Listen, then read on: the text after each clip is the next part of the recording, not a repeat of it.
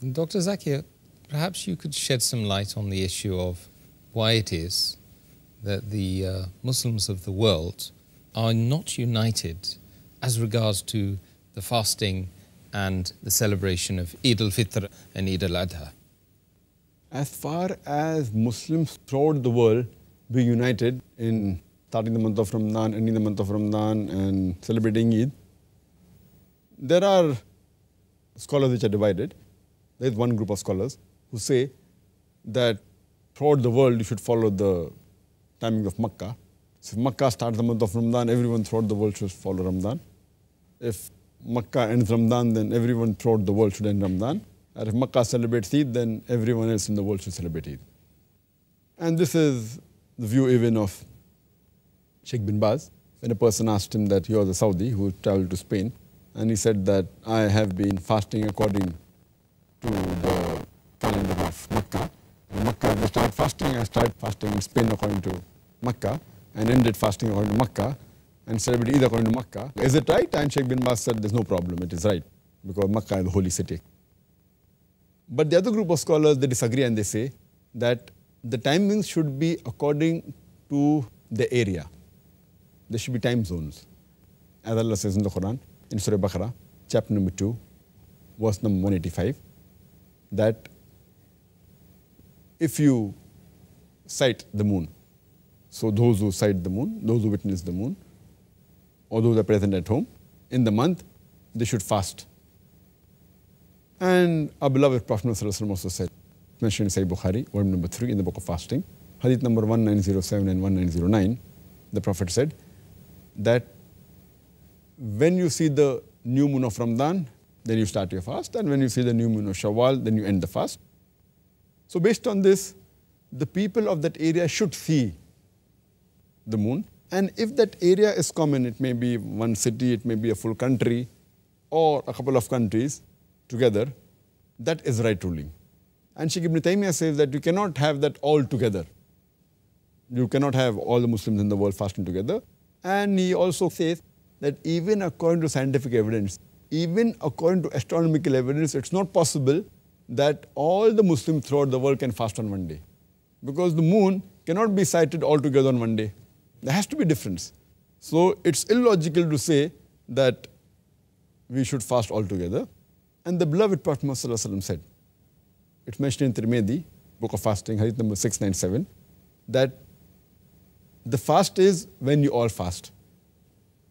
And the breaking of fast is when you all break the fast. And the day of sacrifice is when all the people sacrifice. So as long as people of that area, they fast, it is sufficient, that is fasting. And when people of that area, that locality, that city or country, if they break the fast, then break the fast. Because as we see that there is no difference of opinion as far as the timings of sun is concerned.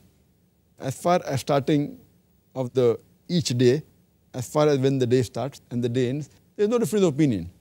It's mentioned in the Quran in Surah Baqarah, chapter number 2, verse number 187. It says that eat and drink until the white thread of dawn is distinguished from the black thread, and fast till the night falls, until the sun sets. So here, in each part of the world, the sun sets earlier. That does not mean because in Malaysia the sun sets earlier, in Bombay I will end my fast earlier. So that means the people in Makkah also should end it early. And if in the Western world the sun sets a bit late, I'll also end my fast late. There is unanimous agreement throughout the world that you have to follow the timing of the sun according to your local timing. If the sun sets in your area, then you stop fasting and you can eat. If the dawn breaks in your area, then you stop eating and you start fasting. There is no difference of opinion. So as we follow the sun, we should even follow the moon the same way. Imagine if we celebrate Eid, if the new moon of Shawwal is sighted in Makkah, and we celebrate Eid, maybe in America, in the West, the moon may have been sighted one day earlier. That means they have to celebrate Eid one day later. And in Pakistan or India, the new moon will be sighted 1 or 2 days later. So does it mean that they have to celebrate Eid in the month of Ramadan? And imagine those people, if they follow Makkah timing, they'll have to fast even on the day of Eid. in America, where the moon maybe it's seen Monday earlier. That means they will have to fast on the day of Eid, which is haram.